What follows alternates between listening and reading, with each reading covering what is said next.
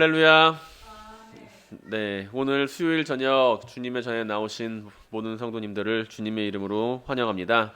우리가 함께 사랑과 축복의 인사를 나누며 주님 앞에 나아가기로 합니다. 주님의 제자로서 살아감에 기쁨을 느끼시길 바랍니다. 할렐루야. 주님의 제자로 살아가심에 기쁨을 느끼시길 바랍니다. 할렐루야. 사랑하고 축복합니다. 우리가 언제나 이 자리에 함께 모일 수 있는 것은 다른 이유가 아닙니다. 우리가 높은 자리에 있기 때문에, 누군가를 사랑하기 때문에 이 자리에 모이는 걸 수도 있겠지만, 가장 중요한 것은 우리가 주님의 제자로서 이 세상을 살아가기 때문에 이런 날, 이런 시간, 수요일 밤이라도 하더라도 우리는 함께 모여서 하나님의 말씀 앞에 설 수가 있다라는 것이죠. 누군가를 만난다고 하는 것, 그것은 참으로 가슴 뛰는 일이고 특별한 의미를 가지고 있을 것입니다.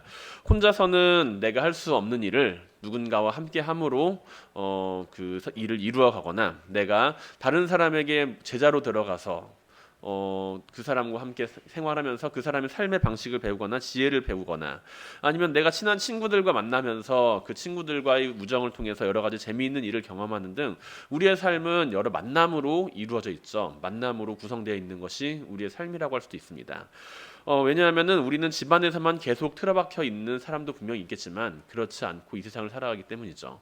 집 안에만 있는 사람이라고 하더라도 아무랑도 만나지 않겠어라고 하는 사람도 개인적으로 책을 보거나 아니면은 인터넷을 하거나 하면서 무언가를 하면서 지낸다라는 것입니다. 내가 만약에 아무도 안 만나고 아무것도 안 하겠어라고 생각하는 사람, 그렇게 행동하는 사람은 그냥 방 안에서 가만히 아무것도 하지 않고 있어야 하겠죠. 그렇게 우리는 우리의 삶을 살아가면서 좋은 만남을 생각합니다. 내가 누군가랑 좋은 만남을 가지기를 원합니다. 나의 자녀가, 나의 아내가, 나의 남편이, 나의 부모님이 나쁜 사람 만나기를 바라지는 않죠. 좋은 사람 만나기를 바랍니다.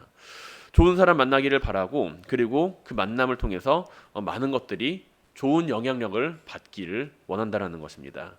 그리고 우리는 오늘 본문 가운데 아주 특별한 만남을 가진 이들을 마주할 수가 있습니다. 바로 세례 요한의 말을 듣고서 주님을 따르게 된 두 제자의 모습입니다. 우리가 주님을 따라가는 것과 마찬가지로 이 두 제자들 역시 주님을 만나서 그 삶이 변화하는 모습을 보여주고 있습니다. 과연 그렇다면은 이들은 주님을 만남으로써 어떠한 삶의 모습을 가지고 살아갔을까요? 우리는 주님을 따르는 제자로서 먼저 우리가 내가 주님을 따르는 제자가 되고자 한다면, 주님을 따르고자 한다면 주님의 물음에 대답할 수가 있어야 합니다. 주님께서 묻는 그 질문에 대답할 수 있어야 한다는 것이죠. 오늘 본문을 찾아보면은 주님께서는 자신을 찾아온 제자들을 향하여 묻고 계십니다. 너희가 무엇을 원하느냐라고요. 너희가 무엇을 원하느냐. 세례 요한의 두 제자는 자신의 스승을 버리고 주님을 따른 것처럼 보이는 상황입니다. 스승이 한 이야기를 듣고서 예수님을 따라갔는데, 거기서 이제 자신의 스승인 세례 요한을 버리고 이제 마치 예수님을 따르는 모습처럼 보인다라는 것이죠. 세상적으로 바라볼 때 이런 모습 어떤 것처럼 보이시나요? 자신의 스승을 버리고 다른 스승을 향해 떠나갔어요. 그 모습은 어떻게 보면은 매우 의리가 없는 모습으로 보일 수도 있습니다. 세례 요한이 그 당시에 많은 사람들에게 존경을 받는 인물이었다라는 것을 생각을 할 때, 그 세례 요한을 버리고 새롭게 떠오르는 예수 그리스도라고 하는, 예수라고 하는 그 존재를 향해 자신이 그 밑으로 들어간다라고 하는 것은 저 자리에서 한 자리를 못했기 때문에 이 자리로 가는 게 아닌가라는 오해를 불러일으킬 만한 모습이었다라는 것이죠. 그런데 주님을 찾아온 그 두 제자를 향하여 주님께서는 너희가 무엇을 구하느냐라고 묻고 계십니다. 듣는 사람에 따라서 이제 그 질문이, 너는 네 스승도 버리고 나를 찾아왔는데 너는 과연 나에게 무엇을 구하느냐라는 것처럼 여겨질 수가 있을 것입니다. 주님의 질문은 매우 간결하면서도 주 제자의 마음에 박히는 질문이었을 것입니다. 왜냐하면 내가 왜 저 스승을 버리고 여기까지 따라왔을까라는 자기 회고의 질문을 가지게 되기 때문이죠. 세상적인 관점에서 이롭지 못한 것처럼 보이는 상황이었기 때문입니다. 그런데 제자들은 주님의 질문에 대하여 랍비여 어디 계십니까? 라고 오히려 묻습니다. 이 모습에 대해서 우리는 이 질문에 대한 대답이 좀 이상한데? 라는 것처럼 생각을 할 수가 있어요. 왜냐하면 주님께서는 그 두 제자들을 향하여서 너희가 무엇을 구하느냐? 라고 묻고 계시는데 오히려 이 두 제자는 지금 랍비여 어디 계십니까? 라고 되묻고 있다는 것이죠. 왜 이러한 말을 제자들은 했을까요? 주님을 찾아온 제자들은. 세번역 성경에서는 이 부분을 이렇게 해석을 하고 있습니다. 주님께 제자들이 찾아와 이야기하기를 어디에 묵고 계십니까? 라고 이야기를 했다라는 것이죠.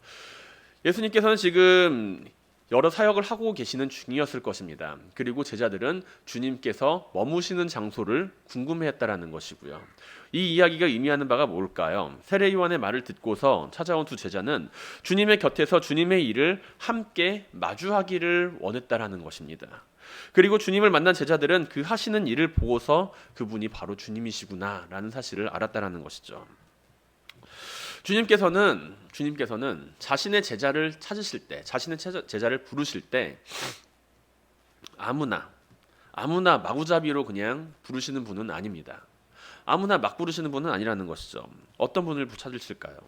자신을 찾고 구하는 자들을 찾아오시며 문을 두드리는 자의 그 문이 열렸을 때 찾아오시는 분이 바로 주님이시라는 것입니다. 아무 목적도 없이 주님을 따르는 자는 없습니다. 내가 지금 주님을 믿습니다, 주님을 따릅니다 하면서 아무런 목적도 없이 주님을 따르는 사람은 없습니다. 내가 주님을 따른다라고 하는 것은 어떠한 목적이 있기 때문에 주님을 따르는 것입니다. 만약에 내가 아무 생각 없이 주님을 따릅니다 라고 하는 사람은 주변 사람들의 말에 휘둘려서 나는 주님을 믿고 있는 것처럼 보이는 사람일 수 있다는 것이죠. 주님께서는 자신들을 찾아온 제자, 그 두 명의 제자들을 향하여 그들이 찾고 있는 것이 무엇인지를 알기를 원했습니다. 우리가 왜 주님을 찾는지에 대한 질문을요. 두 제자가 주님을 찾아오게 된 이유는 세례 요한이 그들에게 한 이야기 때문입니다. 주님을 찾아간 그 두 제자는 세례 요한이 한 이야기를 듣고서 주님을 찾아갔어요. 세례 요한은 그들에게 무엇이라고 이야기를 했나요? 보라, 하나님의 어린 양이더라.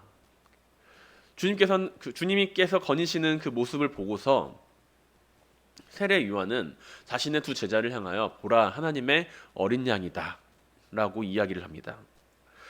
영적으로 주님이 누구신지 두 제자는 알기를 원했습니다. 그 이야기를 듣고서 저분이 과연 하나님의 아들이라고 한다면 저분은 과연 누구신가? 그 마음은 절실했고 순수했다라는 것이죠. 주님께서 어디에 머무시는지 알지도 못한 채 주님을 찾아왔고, 그리고 주님께서 하시는 그 질문에 대해서 단순히 내가 당신이 누구인지를 알기 위해서 찾아온 것이 아니라 당신이 하시는 그 일을 내가 함께 마주할 수 있기를 원합니다. 주님께서 그 세례 요한이 이야기하기를 주님께서는 하나님의 아들이라, 예수는 하나님의 어린 양이다 라고 이야기를 한 그 이야기를 듣고서 찾아온 제자들은 주님께서 어디에 머무는지는 알지는 못했지만 부유한 궁궐에서 머물거나 아니면은 부잣집에서 머무는 것은 아니라는 사실을 알았겠지만 과연 이분이 어떠한 일을 어떻게 하고 계실까라는 것에 대해서는 정확히는 알지 못했다라는 것이죠. 하나님의 어린 양으로 세상을 구원할 메시아로 이 땅 위에 오신 주님을 나는 가까이에서 보기를 원합니다 라고 생각을 하고 주님께 한 그 대답, 그것이 바로 주님께서 머무시는 곳에 나도 따라가겠습니다. 주님께서 어디에서 머무십니까? 라고 하는 그 대답입니다. 그리고 그곳을 찾아간 그 두 제자는 무엇을 마주했을까요? 그곳에서 찾아간 그 두 제자는 과연 주님이 어떠한 모습을 마주했을까요? 우리는 그것을 쉽게 상상해 볼 수 있습니다. 성경 전반적으로 등장하는 주님의 모습이라는 것이죠. 주님께서는 한결같이 신실한 모습으로 하나님의 일을 감당하셨습니다. 그리고 두 제자는 성경에는 기록되어 있지 않지만 그곳에서 아마도 예수 그리스도의 진실된 사랑과 하나님의 은혜를 느꼈을 것입니다. 화려하지는 않지만 초라하지도 않고 부유하지는 않지만 그렇다고 가난한 것은 아니며 강해 보이지는 않지만 그렇다고 약한 것은 아닌 주님의 모습은 그들 자신이 생각했던 그 메시아의 이상적인 모습과는 달랐을지도 모릅니다. 그러나 주님께서 보여주신 것들을 그들이 함께 마주했을 때 그들이 진심으로 주님을 찾았고 그들이 진심으로 주님을 향해 다가갔고 주님의 질문에 대하여 그들이 마음을 다해 대답을 했을 때 그들은 주님께서 하시는 일을 가장 가까이에서 경험하는 제자들이 되었다라는 것이죠. 그 두 제자는 그 일을 마주하며 이분이 바로 살아계신 하나님의 아들이구나 라는 사실을 깨닫게 되었을 것입니다. 사랑하는 성도 여러분, 너희가 무엇을 원하는지, 너희가 지금 무엇을 원하는지 묻고 계시는 주님의 질문에 우리가 순수하고 정직하게 대답할 수 있기를 바랍니다. 두 제자는 주님께서 하신 그 물음에 대하여 가장 가까이에서 주님을 만날 수 있기를 원했습니다. 주님께서 누구인지를 진정으로 알기를 원했습니다. 주님을 향해서 자신을 정직하게 드러냈고 대답하며 주님을 필요로 하는 이유를 숨김없이 이야기하고 그 하루 동안 주님과 수많은 대화를 나누며 그분이 과연 하나님의 아들이시다라는 사실을 다시 한번 깨닫게 되었다는 것이죠.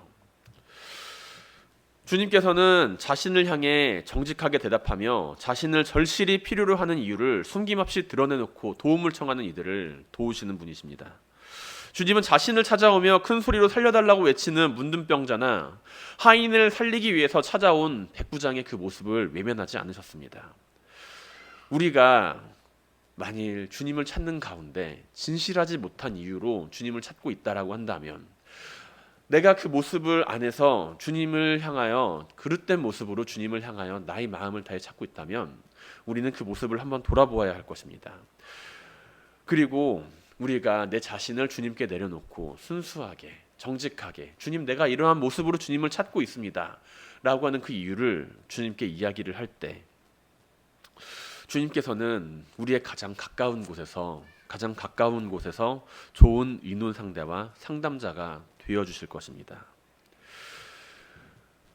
주님께서는 우리의 마음의 중심을 살피시는 분이라는 것 우리는 알고 있습니다. 우리가 해야 할 일은 우리가 주님을 찾을 때 주님께서 너는 나를 왜 찾아왔니? 라고 하는 그 이유에 대하여 어떠한 핑계나 이유를 들어가면서 그 모습을 포장하려 하기보다 주님을 찾아오면서 주님 앞에서 내가 그 질문에 정직하게 대답할 수 있는 그 심령이 필요합니다. 주님과 함께하며 주님의 그 질문에 정직하게 대답하며 주님 앞에 나아가는 모든 성도님들이 되시기를 주님의 이름으로 간절히 축원드립니다. 두 번째로 주님을 만난 제자들의 이야기는 많은 경우에 우리가 잘 알고 있는 이야기입니다. 그 이야기 한 부분이에요. 주님을 만난 제자들의 이야기는 우리가 잘 알고 있는 이야기입니다. 그런데 우리가 알고 있는 이야기와 오늘 나온 이 성경의 말씀은 조금 달라요. 왜냐하면 우리가 알고 있는 그 주님을 만난 제자들의 이야기는 베드로가 중심입니다. 베드로가 중심이 되어서 이야기가 진행이 되며 우리가 예수님을 만난 제자들 하면 갈릴리 바닷가를 쫙 떠올리고 그리고 그 가운데에서 어부질을 하는 베드로 하지만 밤늦게까지 수고했지만 아무것도 이제 얻지 못한 베드로 그런 베드로를 향해서 주님의 말씀이 이루어지면서 베드로가 주님 앞에 엎드려지는 그 모습을 상상하며 큰 감동을 받는 경우가 많이 있습니다. 그런데 오늘 요한복음에서 등장하는 그 베드로와 주님의 만남, 그 만남에 있어서 요한복음의 기자는 그 만남을 기록하지를 않고 있습니다. 어째서일까요? 요한복음에 등장하는 베드로는 요한복음의 기자는 어째서 베드로의 그러한 모습을 따로 기록하지 않았을까요? 오히려 세례 요한이 자신의 두 제자에게 한 이야기를 통해서 주님의 제자가 찾아온 사실에 대하여 어째서 사도 요한은 이 사실을 기록하고 있는 걸까요? 이것은 요한복음이 다른 공관복음서와는 조금 다른 관점으로 어떤 사실을 전달해주고자 한다는 사실을 밝히고 있습니다. 복음서가 기록된 순서는 마가복음부터 시작을 해서 마태와 누가가 마가복음을 참고하여 그 복음서를 기록했다라고 여러 학자들은 이야기를 하고 있습니다. 복음서가 기록된 순서는 제각각일지 모르지만 마가복음을 통해서 다른 두 복음서가 그 복음서를 참고해서 기록이 되었다라는 것이죠. 그런데 요한복음은 그 마가복음을 참고하지 않았기 때문에 전혀 색다른 이야기를 그려내고 있다라는 이야기입니다. 그래서 마태와 마가복음으로 참고하여 기록되어진 그 복음서와 다르게 다른 모습을 우리는 여기서 찾아볼 수가 있다라는 것이죠. 사도 요한은 이 복음서를 기록하면서 과연 어떠한 생각을 했을까요? 사도 요한은 자신의 삶을 돌아보며 주님께서 이 세상에 생명과 빛으로 오신 하나님의 아들이라고 하는 그 사실을 다시 한번 떠올리며 깊은 감동을 가지고 있었다라는 것을 오늘 본문 가운데 우리는 마주하게 됩니다. 오늘 본문 가운데 등장하는 두 제자 가운데 한 사람의 이름은 안드레입니다. 그리고 그러나 다른 사람의 이름은 등장하지 않고서 있죠. 하지만 자신을 밝히지 않는 그 사람이 세례 요한의 제자로 있었던 사도 요한이었다라는 사실에 대하여 많은 학자들은 의심할 여지 없이 그 사실을 받아들이고 있습니다. 요한의 성격은 매우 과격한 인물이었어요. 요한은 마가복음 3장 17절에서 주님께서 그들을 향하여 우레의 아들 보아너게라는 별명을 붙일 정도로 그 성격이 매우 불과 같이 과격하였음을 찾아볼 수가 있습니다. 그런데 그러한 요한에게 주님께서 십자가상에서 한 가지 명령을 내리세요. 어떠한 명령인가요? 내 어머니를 부탁한다. 여자여 보소서 아들이니이다 라고 이야기를 하시죠. 이 말씀을 듣고서 요한은 마지막 순간까지 어머니 마리아를 돌보는 일에 최선을 다합니다. 사도 요한은 마리아를 돌보면서 그 삶을 살아가게 되죠. 반면에 다른 사도들은 복음을 전하는 가운데 핍박을 당하고 복음을 전하는 가운데 고난을 당하며 순교하는 모습을 보입니다. 사도 요한의 마음은 어땠을까요? 복잡했을 겁니다. 그 불과 같은 성질을 가지고 있었던 사도 요한이었는데 어쩌면은 주님을 만난 사람으로서 다른 사도들의 모습은 동경처럼 생각되었을 수도 있습니다. 나도 저들처럼 저렇게 나가서 복음을 전하다가 순교하고 싶다라고 하는 그런 열정이 그 마음속에 있었을 수도 있습니다. 그러한 사도 요한이 주님께서 맡기신 사명을 이제 마무리해 가면서 이제 자신의 생이 끝나가는 그 시점에서 다른 사도들을 먼저 주님의 곁으로 보내고서 그는 자신의 삶을 돌아보며 요한복음을 기록하게 됩니다. 그리고 그 삶에서 존재하였던 예수 그리스도와의 사건을 다시금 회고하게 되었겠죠. 비록 지금은 육신으로는 함께할 수는 없지만 영적으로는 느낄 수 있는 주님을 바라보며 주님과의 첫 번째 만남을 떠올렸을 것입니다. 그 만남은 새로운 삶의 시작이었으며 매우 특별한 만남이었다는 것이죠. 요한복음에서 등장하는 주님과 제자들의 만남은 특별하다고 보기에는 부족한 것이 참으로 많은 것 같습니다. 다른 복음서에 기록된 베드로와 같이 놀라운 기적과 능력이 함께 존재하는 것도 아니고 단순히 몇 마디 이야기가 전부이기 때문이에요. 그러나 우리는 주님을 만난 사람으로서 그 제자들이 가진 가장 확실한 변화를 목격할 수가 있습니다. 우리가 40절에서 42절 말씀을 함께 봉독하도록 하겠습니다. 요한의 말을 듣고 예수를 따르는 두 사람 중에 하나는 시몬 베드로의 형제 안드레라. 그가 먼저 자기 형제 시몬을 찾아가 말하되 우리가 메시아를 만났다 하고 메시아는 번역하면 그리스도라. 데리고 예수께로 오니 예수께서 보시고 이르시되 내가 요한의 아들 시몬이니 장차 게바라 하리라 하시니라. 게바는 번역하면 베드로라 라는 것이죠. 사도 요한은 주님을 만나 자신의 생애를 돌아보면서 요한복음을 기록하는 가운데 어떤 생각을 하였을까요? 주님과의 가장 특별한 그 만남의 순간 가장 먼저 떠올린 것은 무엇일까요? 우리가 메시아를 만났다라는 것입니다. 주님과의 만남 가운데 그분이 누구신가에 대한 구구절절한 설명이 아니라 내가 그분을 만났을 때의 그 모습과 그 느낌과 그 상황을 기록한 것이 아니라 그는 단순히 한 문장으로 그 사실을 표현했다는 것이죠. 우리가 메시아를 만났다라고요. 이 한마디는 주님과의 만남 가운데 그분이 누구인가에 대한 구구절절한 설명이 아닌 깊은 흥분을 감추지 못하는 그 한마디인 것입니다. 주님을 만난 사람으로서 가지는 그 감동과 흥분은 말로 표현할 수 없는 것이기 때문이었죠. 이 세상에 참된 빛으로 오신 생명으로 오신 주님을 만났고 내가 그분의 제자가 되었다는 그 사실이 무척 놀랍고 감사하며 나의 삶을 바꾸기에 충분했다라는 그 사실입니다. 지금까지 살아오면서 사도 요한이 지금까지 살아오면서 자신의 삶을 돌아보니 무엇 하나 하나님의 은혜였다는 사실과 그 가운데 주님을 만났고 십자가와 사랑의 구원을 기쁨을 알고 그가 주님의 그 모습을 온전히 알게 되었을 때 그가 자신과 주님의 만남을 기록했을 때 기록할 수 있는 그 단어는 내가 메시아를 만났다라는 그 사실입니다. 그것이 가장 큰 감동으로 남았다라는 것이죠. 그리고 그 감동을 사람들에게 전하기를 원했을 것입니다. 요한복음에 등장하는 주님과 제자의 만남에 있어서 어떠한 기적이나 능력도 보이지 않는 것처럼 보입니다. 그러나 그 안에는 우리가 주님을 따르게 된 두 자자가 느끼는 그 감동이 남아있음을 우리는 마주하게 됩니다. 예전에 초코파이에 대한 광고가 한창 유행을 했었죠. 말하지 않아도 알아요 라고 하는 그 말입니다. 어떻게 말하지 않아도 아나요? 말하지 않는데 어떻게 알아요? 초코파이를 주면서 서로의 정을 확인하게 된다라는 그 이야기입니다. 내가 느낀 그 감동을 상대방에게 전하는 것은 어떠한 말과 설명으로 전달이 되는 것이 아니라 진심이 담긴 감동을 통해 전달이 된다는 것이죠. 주님께서는 우리를 사랑하신다. 그 사실을 우리는 어떻게 알았나요? 주님께서는 우리를 사랑하신다라고 하는 것을 어떻게 보여주셨나요?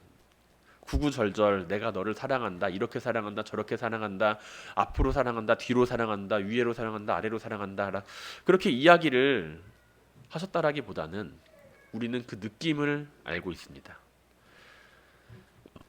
주님께서 우리를 사랑하신 것이 그분께서 하신 그 설명으로 말미암아, 구구절절한 이야기로 말미암아 느낀 감동이 아니라 그 마음을 나타내고 삶으로 전달하는 것으로 통하여 우리에게 전해졌다라는 것이죠. 우리 역시 주님을 만난 그 감동이 누군가에게 전해지기를 바랍니다. 내가 주님을 만난 그 감동이 누군가에게 전달될 수 있기를 바랍니다. 상대방을 대할 때 내가 주님을 만난 감동으로 상대방을 대한다면 상대방도 그 마음을 알아차리게 된다라는 것입니다. 짝사랑에 대한 이야기가 있어요. 과연 짝사랑을 할 때 상대방은 그것을 알까 모를까라는 이야기입니다. 남녀 간에 있어서 두 사람이 짝사랑을 할 때 한 사람은 티를 내지 않으려고 노력은 하고 한 사람은 그걸 모르는 상황이 바로 짝사랑이라고 하는 그런 상황인데 아마 많은 경우에 있어서 짝사랑의 대상은 그 사실을 알고 있다라는 것이죠.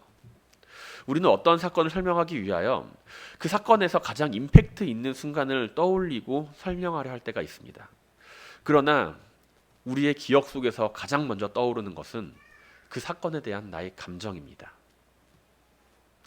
만일 그 감정이 좋은 것으로 남아있다라고 한다면 좋은 이야기로, 나쁜 감정으로 남아있다라고 하면 나쁜 이야기로 풀어지게 된다는 것이죠. 다른 사람들이 볼 때 그 사람이 처했던 그 상황이 정말로 힘들고 어렵고 괴로운 상황이었을지라도 그 사람이 그 사실을 기쁨으로 생각하고 있는 기억을 가지고 있다라고 한다면